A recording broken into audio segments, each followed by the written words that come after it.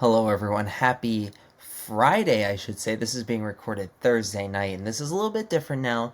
This will help me be able to get information across a lot easier to you guys now instead of having to rush in the morning to get out a good video. So, this will give me the time to actually sit down, have a good chat with you, hopefully, interact with you guys a lot better with the video forecast for the morning. So, we're going to be talking about the weekend, obviously.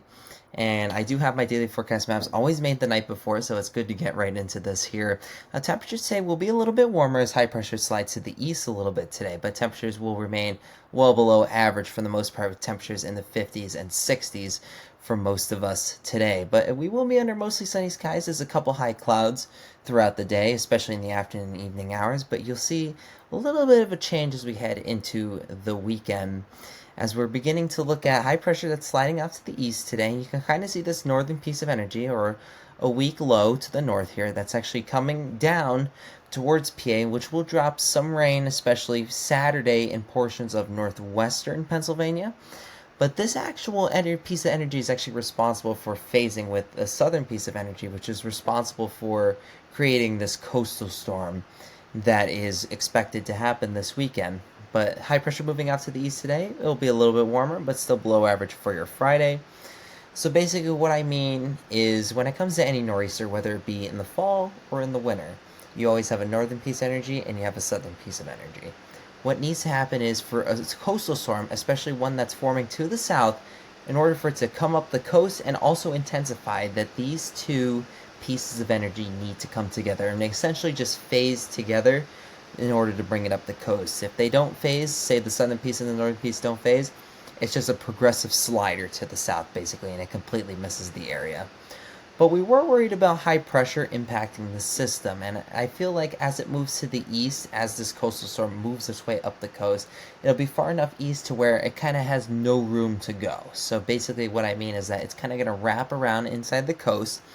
I don't think it's necessarily going to be that strong of a low. I think it's between 995 millibars and 1,000 millibars, so obviously not that strong of a system, but confidence has increased for a coastal system to impact the area, especially from Sunday through at least Tuesday morning.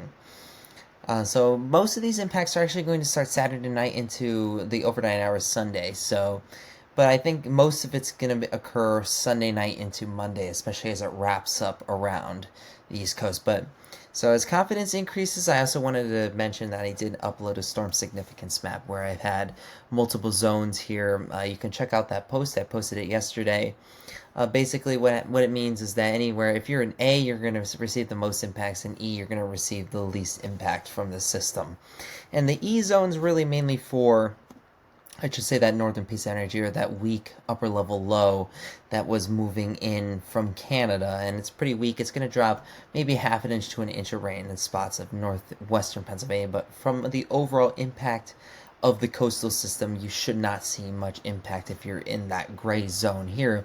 But as you work your way east, the zones and the impacts, I should say, will increase, especially in this A zone over here, where there's a chance of 3 to 5 inches of rain and wind gusts up to 50 miles an hour at times, especially with a storm like this. And as any nor'easter that we've gotten in the past, even in the winter, when it snows, you get the wind gusts as well. So I'm sure that wind gusts will accompany many areas with this system, especially the closer you are to the coastal zones, as I should say.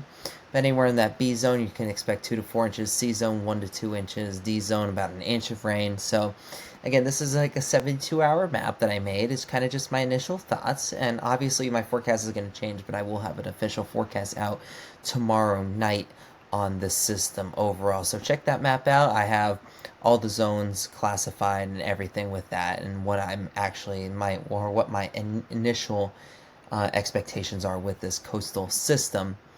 But you can kind of see from the Euro this evening, I should say, you can kind of see that low pressure system just kind of making its way up the coast here, and it's kind of just hovering off the coast of New Jersey here. And what's going to happen is this is going to be plenty of moisture that kind of wraps around with a strong low-level jet.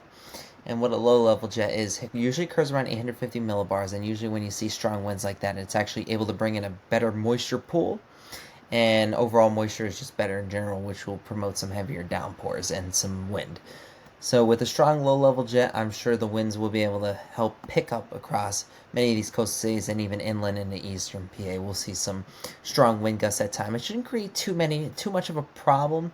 However, I will be keeping an eye on this, especially as intensity and track just kind of changes overall within that. So I'm just really just keeping an eye on this overall. But the farther east you are, the higher impact you are going to have with this system. And I also brought up the Thursday night update of the WPC total rainfall guess, and it's kind of showing kind of what I expected, especially along the coastal cities around that 3 to 5 inch mark of rainfall, which is, as long as it kind of maintains its track and intensity, I am expecting this along these coastal cities with those strong wind gusts. But as you work your way western, obviously rain totals are going to decrease, but you could still see, the 2 to maybe 3 inches in eastern PA as well from this system. So we are keeping an eye on that, and also some strong wind gusts, especially with a strong pressure gradient, especially as you have high pressure to the north and you have low pressure to the south. What happens is that creates a tighter pressure gradient, which actually enables stronger wind gusts with this system. So overall, I feel like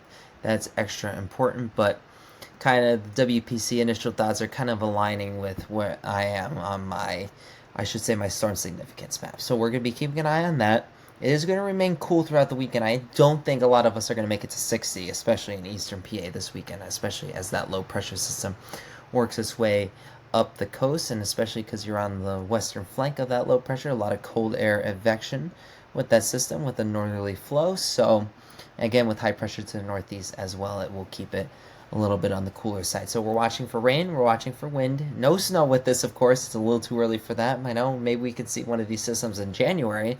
That would be nice for you snow lovers, but we're overall just keeping an eye on it for now. It's still a lot to determine. I mentioned this morning about the ensembles being a little uncertain still with the system, and that's okay because this is what we're used to, and I don't really want to jump the gun too early on this system. But an official forecast will be out tomorrow evening some point, so keep an eye out for that. But that's all I have for you guys on this Friday. Enjoy your weekend, make sure you stay dry, and stay tuned for more. I'm Meteorologist Mike Javer.